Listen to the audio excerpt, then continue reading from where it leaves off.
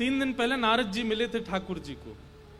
Thakur ji one में गैया चरा रहे थे और मधुमंगल श्रीदामा तन सुखा मन सुखा धन सुखा सुबल तोक सब ठाकुर जी के सखा आनंद कर रहे थे। तभी ठाकुर जी ने देखा एक वृक्ष के पीछे पीतांबरी पहने हाथ में वीणा लिए नारद जी खड़े। ठाकुर जी ने तुरंत इशारा किया, छुप जाओ, ये सब देख लेंगे तुमको। नारद जी बोले, नहीं छुपूंगा, इधर आइए, मुझसे बात कीजिए। ठाकुर जी ने ग्वाल वालों से कहा, तुम थोड़ा दूर जाओ, मैं आता हूं। और ठाकुर जी तुरंत नारद जी के पास गए। नारद जी ने दंडवत प्रणाम किया। भगवान ने हृदय से लगाया, नारद बहुत दिन बाद देखे हो, सब ठीक है? नारद जी बोले, कुछ भी ठीक नहीं है नाथ। ठाकुर जी बोले, क्यों, क्या हुआ? क्या हुआ? आप पूछ रहे हैं क्या हुआ? पृथ्वी का भार हल्का करने आए थे आप, कंस के दुष्ट आचरण को नष्ट करने के लिए आए थे आप। ये देवी देवताओं के यज्ञ यजन बंद करा रखे हैं कंस ने। संतों को, ब्राह्मणों को खोज खोज करके उनका वध करवाता है ये कंस। और 11 वर्ष व्यतीत हो गए, अभी तक उसका वध नहीं किया आपने। नाथ, मैं आज्ञा देने के लिए नहीं आया हूं, पर प्रार्थना करने के लिए आया हूं। आप जिस कार्य के लिए आए हैं उसकी पूर्ति कब करेंगे? रास बिहार हो गया, ब्रज की बाल लीलाएं हो गई, सब आपकी लीलाओं को देख करके हम बड़े प्रसन्न हैं, पर कंस का वध कब होगा?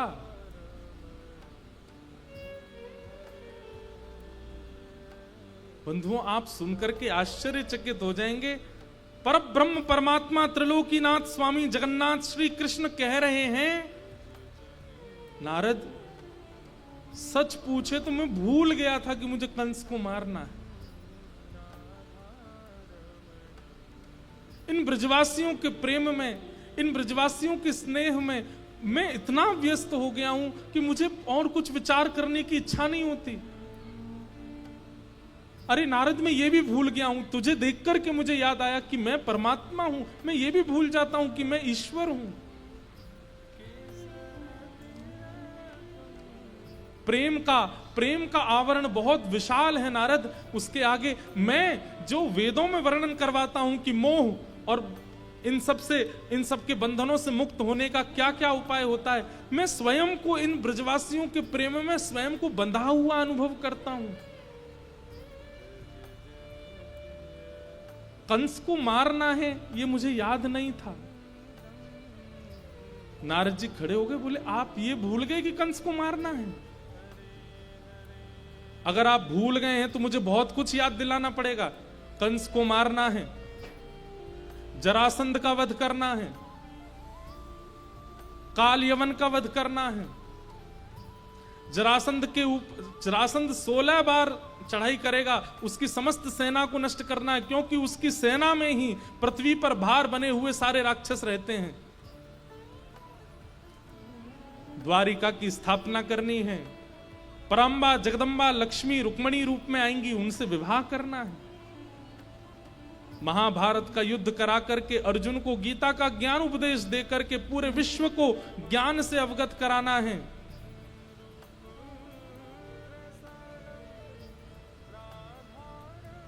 अभी तो बहुत कुछ करना है नाथ, आप कैसे भूल सकते हैं?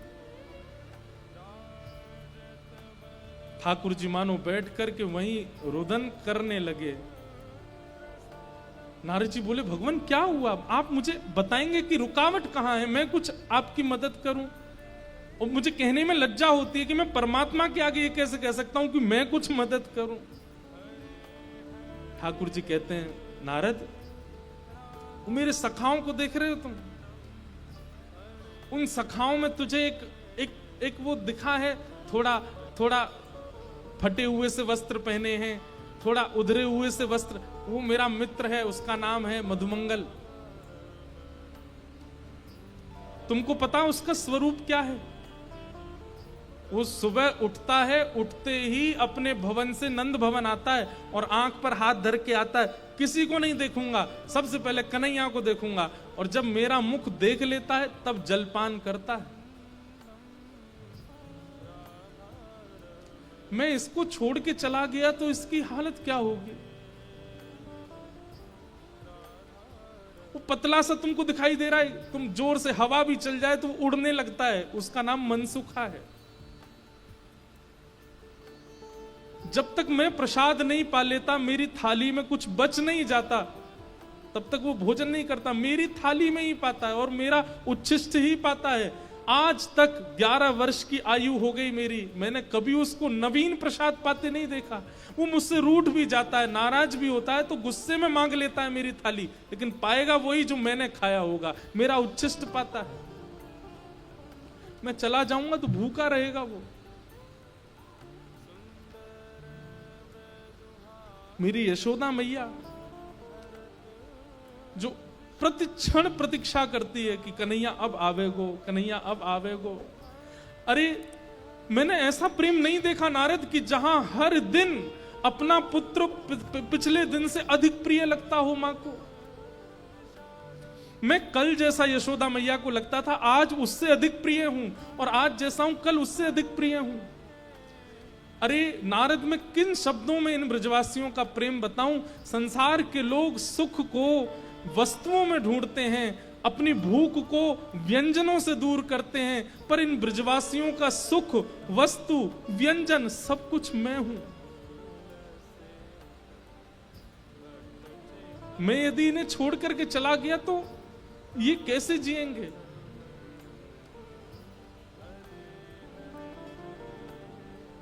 हमारे रसिकजन वर्णन करते हैं कि नारद जी का हाथ पकड़ लिया ठाकुर जी ने, और ठाकुर जी नारद जी की आंखों में देखते हुए कहते हैं, नारद मेरा एक काम कर देगा। नारद बोले, क्या? तू शंकर जी के पास जा, तू ब्रह्मा जी के पास जा, और उनसे जाकर के कह दे कि वे ऐसा तप करें कि उनके तप से एक और नारायण प्रकट हो जाए और वो सृष्टि का संचार करे। मैं वृंदावन छोड़ के ना जाऊं, किसी और पर ब्रह्म को ढूंढ लूं।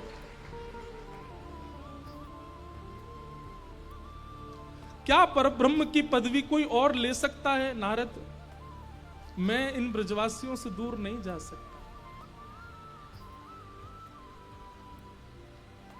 बंधुओं, श्री कृष्ण को सबने कोसा, सब प्रश्न उठाते हैं कि भगवान रोता बिलखता छोड़ गए ब्रजवासियों को, इतना इतना अत्याचार करके गए गोपियों पर, यशोदा मैया को रोता छोड़ गए, ऐसा करके गए। अरे उनकी स्थिति किसी ने देखी नहीं।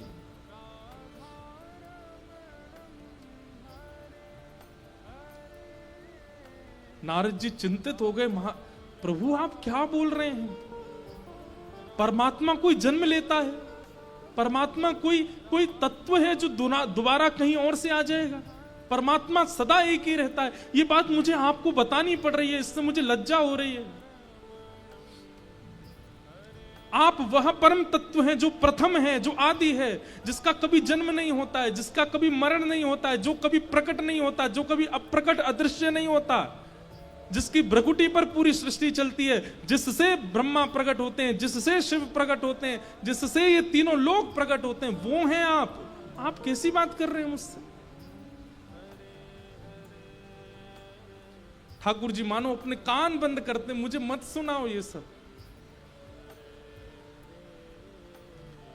ब्रजवासियों का प्रेम कितना रहा होगा बंधुओं कि यहां व्यक्ति 1-2 करोड़ रुपए कमा लेता है तो अपने सगे संबंधियों को अपने पास बैठाना मंजूर नहीं करता।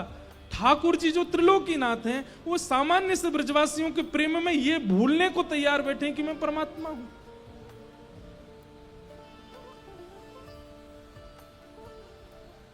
नारद जी कहते हैं, भगवान आपको मेरी सौगंध है, मुझे कुछ नहीं पता। मैं परसों आपके हाथों कंस को मरा देखना चाहता हूं,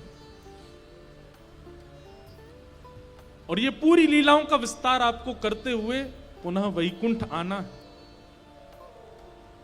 और ऐसा कहकर के नारद जी वहां से अंतर ध्यान हो गए। बंधुओं, जिस दिन अक्रूर जी को आना है ना, उस दिन ठाकुर जी इतने विचलित हैं कि आज ना तो हंस रहे हैं, ना पा रहे हैं, ना खेल रहे हैं, ना घूम रहे हैं। जैसे ही अक्रूर जी आ गए, मानो जैसे ठंडे पड़ गए हों श्री कृष्ण की, अब वो समय आ गया।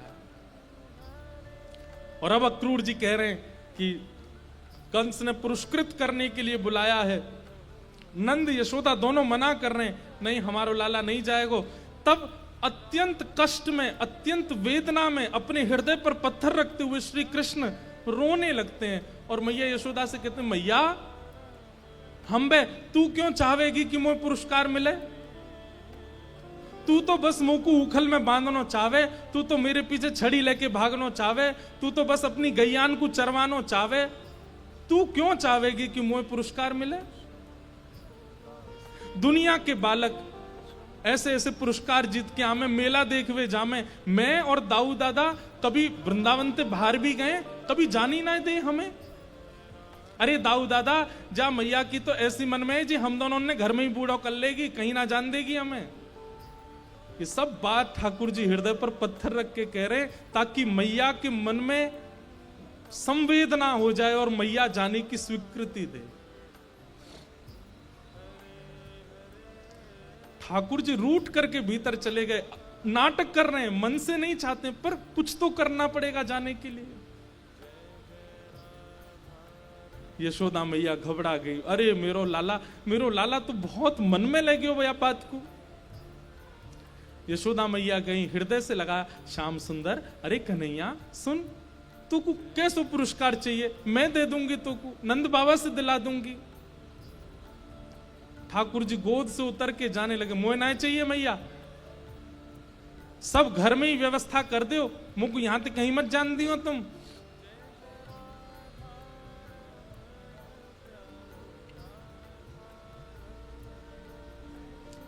यशोदा मैया ने खूब समझाया पर ठाकुर जी रो रहे हैं, तो यशोदा मैया अंत में एक बात पूछती हैं बस, अच्छा लाला मुझे एक बात बता दे। बोले कहा, तू मथुरा जाएगो पुरस्कार लेवे तो को एक रात वहीं रहनो पड़ेगो। अक्रूर जी बता रहे, और मुझे तो पता है तू मेरे बिना एक मिनट ना रह सके, तू तो रात में सो ही ना पावेगो, तो मेरी गोद में सोना होवे, तू तो मुझे पकड़ के सोवे।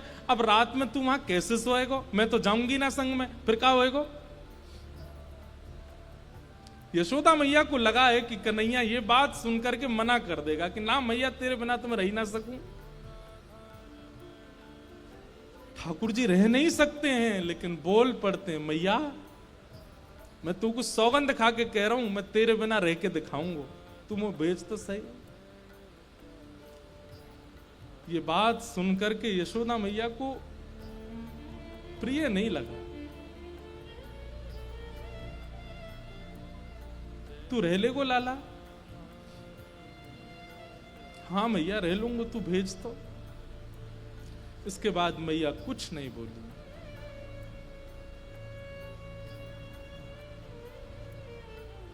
ठाकुर जी एकांत में जाकर के रो रहे हैं, मैं कैसे समझाऊं, कैसे बताऊं कि ये सब सत्य नहीं है।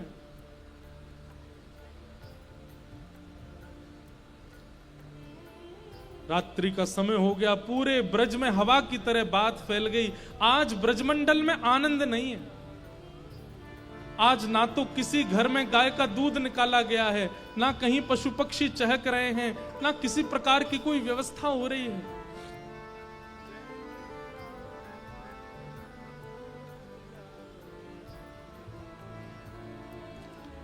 प्रसाद पाकर के सोने की व्यवस्था, सुबह लाला मथुरा जाएगो, मैया ने सब व्यवस्था, वस्त्र रख दिए ठाकुर जी के, लाला जे पहन लियो कल और पुरस्कार लेके तुरंत आ जाइयो वृंदावन। हाँ मैया मैं परसों आ जाऊंगा।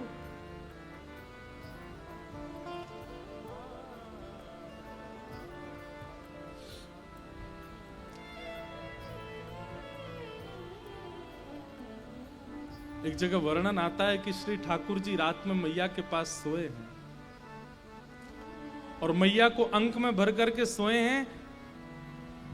मैया के वक्ष पर अपना मुख लगा करके ठाकुर जी ऐसे बिल्कुल अंक में भर के सो रहे हैं और बार बार लंबी लंबी श्वास भर के यशोदा मैया की अंग की सुगंध को माने अपने अंदर समेट रहे हैं, व्यवस्थित कर रहे हैं, जैसे मानो बहुत लंबी यात्रा पर जाना है, ये सुगंधी मुझे दोबारा पता नहीं मिले ना मिले, इसलिए आज इस बहु मात्रा में सुगंधी को अपने अंदर धारण कर लूं। और वहां यशोदा मैया भी लंबी लंबी श्वास लेकर के लाला के सिर की सुगंधी को भीतर ले रही है कि परसों आवेगो, लेकिन कल रात्रि निकारवे के काजे मुकू, लाला की सिर की सुगंधी कैसे, मैं तो बिना याकू सूंगे सो ही ना पाऊं।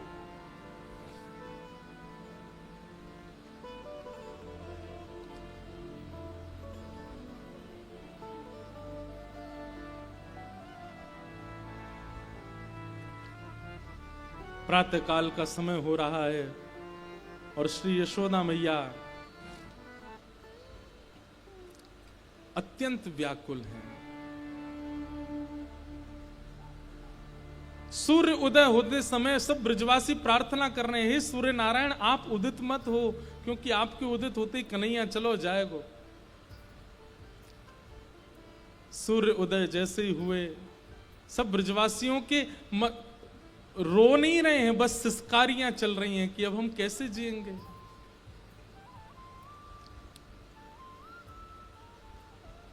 स्नान करके तैयार हो गए ठाकुर जी, और जैसे ही नंद भवन का द्वार खुला, श्री कृष्ण बलराम निकल करके बाहर आए हैं।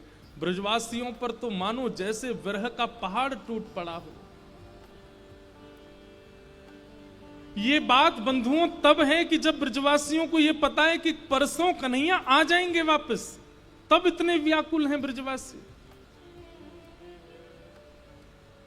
सब कह रहे हैं लाला तू आज ही पुरस्कार लेके आज ही आ जाना।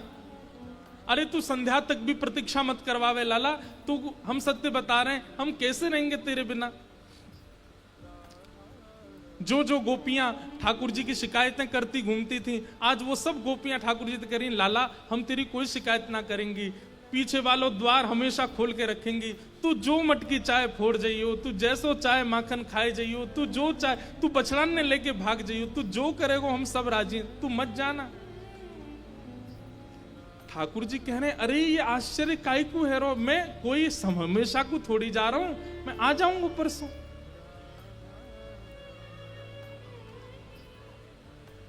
कई लोग इसमें प्रश्न कर बैठते हैं कि ठाकुर जी झूठ क्यों बोल रहे हैं।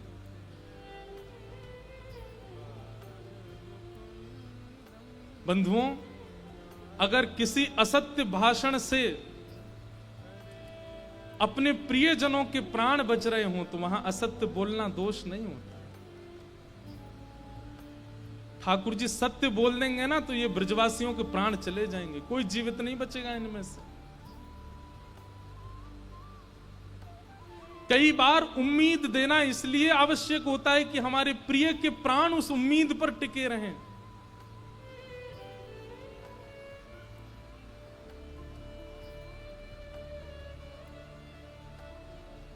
ठाकुर जी ये उम्मीद इसलिए देके जा रहे हैं कि कहीं आत्मदाह ना कर लें अपना। अरे तुम तो ऐसे रो रहे हो जैसे मैं हमेशा को जा रहा हूं, अरे परसों आ जाऊंगा मैं, और दाऊ दादा है ना मेरे संग, जल्दी ले आवेंगे मोकू। सब ब्रजवासियों से मिल रहे हैं, सब सखाओं से मिल रहे हैं। एक जगह वर्णन करते हैं कि किशोरी जी के सामने ठाकुर जी गए और किशोरी जी से अपनी कुछ भाषा में ठाकुर जी कहते हैं, हे श्यामाजू आप तो सब जाने, आप तो अंतर्यामी हैं कि मोकू लीला विस्तार के लिए ब्रज से बाहर जानो पड़ेगा, कृपा करके मुझे आज्ञा दो।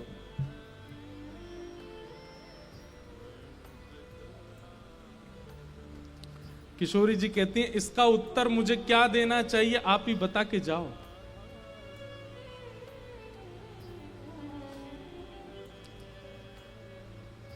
प्रिय जब जा रहा हो तो उसको रोकते नहीं है, टोक लग जाती है। और प्रिय यदि जा रहा हो और उसको कोई रोके ना तो फिर प्रेम कैसा। प्रेम का स्वरूप है कि प्रिय जा रहा हो तो उसको रोकना चाहिए, लेकिन प्रिय यदि शुभ कार्य के लिए जा रहा हो तो उसको रोकना नहीं चाहिए, टोक लग जाती है, कार्य अशुभ हो जाते हैं। मैं क्या करूं, मैं प्रेम के स्वरूप में हूं, इसलिए मुझे रोकना चाहिए। लेकिन आप शुभ कार्य का बहाना करके जा रहे हैं, तो मैं रोकती हूं तो टोक लग जाएगी। अब इसका उत्तर मैं क्या दूं कि आप जा रहे हैं, मैं रोकूं कि ना रोकूं? बताइए। रोकती हूं तो टोक लगती है, ना रोकूं तो मेरा प्रेम कैसा? आप ही बताओ श्याम सुंदर, क्या कहूं मैं? जाओ या ना जाओ? ठाकुर जी के नेत्र सजल हो गए और किशोरी जी के चरणों की ओर देखते हुए श्याम सुंदर मौन वहां से आगे हो गए, रथ पर आरूढ़ हो गए। जैसे ही रथ पर आरूढ़ हुए, सब ब्रजवासी मानो रथ को पकड़ रहे हैं। कोई कह रहा है इसका चक्का टूट जाए या कि घोड़ा बीमार पड़ जाए। अरे रथ चालक, ये अक्रूर नाम कौन ने धर दिया? या को ये तो महाक्रूर है, ठाकुर जी को लेके जा रहा हूं हमसे दूर। ब्रजवासियों की इस अवस्था को देखकर के श्री अक्रूर जी महाराज सोचने लगे, ये सामान्य बात नहीं है, ये सामान्य स्थिति नहीं है। और श्री अक्रूर जी महाराज तुरंत रथ से उतर करके दौड़ करके गए और यशोदा मैया को कक्ष में ले जाकर के बोले, मां आप कहीं ज्यादा उम्मीदों में ना रहने लगो, इसलिए मुझे आपको सत्य बताना पड़ेगा। 2 मिनट मेरी बात बहुत ध्यान से सुनिएगा। यशोदा मैया बोली, अरे मेरो लाला जा रहा हूं मिलन, तो बोले मेरी बात सुनिए एक बार। और सब बाहर व्यस्त थे। अक्रूर जी महाराज यशोदा मैया को भीतर कक्ष में ले जाकर के बताते हैं, मैया आज से 11 वर्ष 56 दिन पहले भादों की रात्रि अष्टमी को आपके यहां कृष्ण का जन्म नहीं हुआ था। आपके यहां एक लाली ने जन्म लिया था। ये श्री कृष्ण आपके पुत्र नहीं है, ये श्री कृष्ण देवकी के पुत्र हैं, ये वसुदेव के पुत्र हैं। कंस ने अष्टम गर्भ को नष्ट करने का संकल्प लिया था, इसलिए कंस से अपने बालक की सुरक्षा करने के लिए वसुदेव जी अर्धरात्रि में पता नहीं कैसे कारागृह खुल गए, दरबान सो गए, वो उस बालक को लेकर के गोकुल आए और आपके बगल में नवजात बालिका की जगह इनको सुला करके उस बालिका को ले जाकर के कंस को दिया है। और ये बात मैं इसलिए बता रहा हूं क्योंकि 11 वर्ष 56 दिन आपने पालन किया जिस लाल का, उसकी जन्मदात्री मां आज भी कारागृह में प्रतीक्षा कर रही है।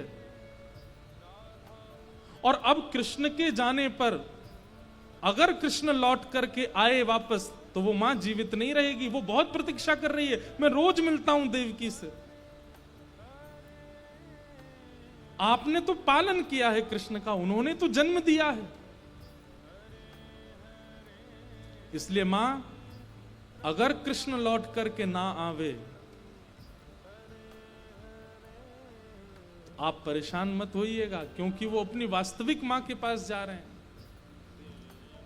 ये शब्द सुनकर के यशोदा मैया विश्वास नहीं कर पा रही हैं, वो बोल नहीं पा रही हैं, उनके पास शब्द नहीं है, वो पलक नहीं झपक रही हैं, उनका पूरा शरीर ठंडा हो गया है, वो विचार ही नहीं कर पा रही हैं ये अक्रूर क्या कह रहा है। जड़वत एक मूर्ति की तरह यशोदा मैया खड़ी है और इतना कहकर के प्रणाम करके अक्रूर जी चले गए, रथ में जाकर के बैठ गए। और जैसे ही रथ आगे बढ़ने लगा, थोड़ी देर बाद यशोदा मैया को होश आया, जैसे तैसे अपने आप को संभाल करके यशोदा मैया नंद भवन से बाहर निकल करके आई। रथ को जाता हुआ देख, एक तरफ तो मन में कुतूहल चल रहा है, ये मेरो लाला नहीं है, दूसरी तरफ बाल लीला पूरी चित्त में घूम रही है, ये वो मेरे प्राण श्री कृष्ण है जिसको सदा हृदय से लगा के मैं रही हूं। चिल्लाती हुई जा रही है यशोदा मैया, अरे लाला रुक जा, अरे कन्हैया रुक जा, अरे लाला नेक रुक जा। यशोदा मैया का स्वर सुनकर के ठाकुर जी स्वयं को रोक नहीं पाए, चलते हुए रथ से कूद पड़े और दौड़ करके जाके यशोदा मैया के अंक में भर गए। खूब रो रहे हैं ठाकुर जी, नहीं जाना चाह रहे। यशोदा मैया कहें, लाला अपनो बहुत ध्यान रखियो। और एक एक रों का मैया स्पर्श कर रही है। ठाकुर जी के मुख का, नेत्रों का, नाक का, ओष्ठ का, ग्रीवा का, वक्ष का, उदर का, घुटने का, एक एक अंग यशोदा मैया अपने हाथों में मानो जैसे स्पर्श समान कर रही हो। पतो ना अब कब छूवे को मिलेगो। और सर्वांगीण अंग छूते छूते जैसे यशोदा मैया ने लाला के चरण छुए और प्रणाम करने लगी मां, ठाकुर जी टूट गए। यशोदा मैया को मैया ये तू कहा कर रही है, तू मेरे चरण छोड़ अभी, तू कहा कर रही है? अरे तू तो ऐसे छू रही है मुंह को जैसे मैं दोबारा मिलूंगा नहीं तो को। यशोदा मैया बोली हाँ लाला, मुझे पता है तू अब मुंह को छुवे को नहीं मिलेगा। क्यों? क्योंकि मुंह को पता चल गई है कि तू मेरो लाला नहीं है, तू तो देवकी को लाला।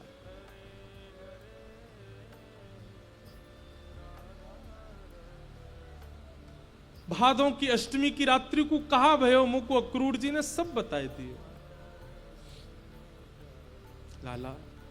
और मुंह को यह भी पता चली कि तोए पतो है ये बात कि तू देवकी को लाला है, लेकिन तेने भी बड़ो अच्छा नाटक कियो मेरो पुत्र बन के रहवे को। तो को तो पहले ही पता चल गई कि तू देवकी को पुत्र है। और मुंह को यह भी पता चली कि तो आज भी पता है कि तू देवकी के पास जाके वापस नहीं आएगा, लेकिन फिर भी कैसो नाटक करके जा रहा हो कि मैं परसों आ जाऊंगा। तेरो दोष ना है लाला, शायद हम ब्रजवासीन के प्रेम में ही कोई कसर रह गई होगी जो शायद हमें ये सब अनुभव करना पड़ो। लेकिन तू चिंता मत करे, तू रुकियो मत, बिल्कुल तू जा मैया के पास, अपनी वास्तविक मां के पास जा। पर लाला एक वचन दे के जा,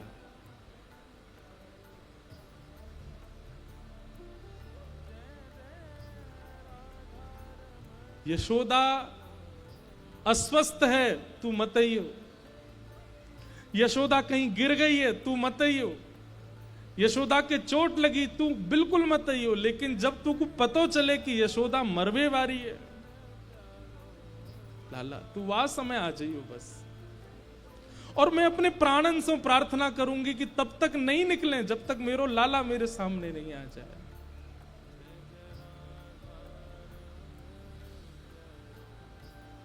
तेरे कोमल हाथन में सिर रख के अपनो तब प्राण त्यागूंगी कन्हैया।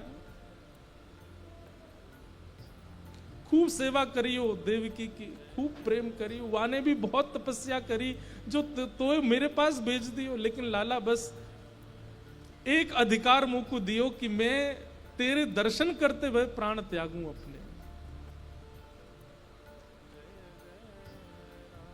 ठाकुर जी मानो उस समय ऐसी स्थिति में आ गए कि इसी समय प्रलय हो जाए, पूरी धरती भूचाल हो जाए, धरती कंपायमान होने लगी है उस समय ठाकुर जी के रूप को देख करके। लेकिन तुरंत भगवान ने अपने आप को समाहित किया, यशोदा मैया को हृदय से लगाया। वो बोले मैया, बोले अब कछु मत बोल लाला, तू जा, अब तो कछु नहीं सुननो, क्योंकि अब तू जो बोलेगो सब असत्य बोलेगो, या हमारे तू चलो जा, मैं कोई को नहीं बताऊंगी ये बात, तू जा। और यशोदा मैया उस अवस्था में आ गई कि ठाकुर जी सब ग्वाल बालों और गोपियों के मध्य यशोदा मैया को विराजमान करके दौड़ करके गए, रथ में जाकर के बैठ गए और कहा सारथी इतनी द्रुत गति से रथ को चलाओ कि हमें मथुरा पहुंचने में ज्यादा समय ना लगे, क्योंकि जितना समय ये ब्रज की सीमा पार करने में लगाएगा रथ, मैं उतना व्याकुल रहूंगा।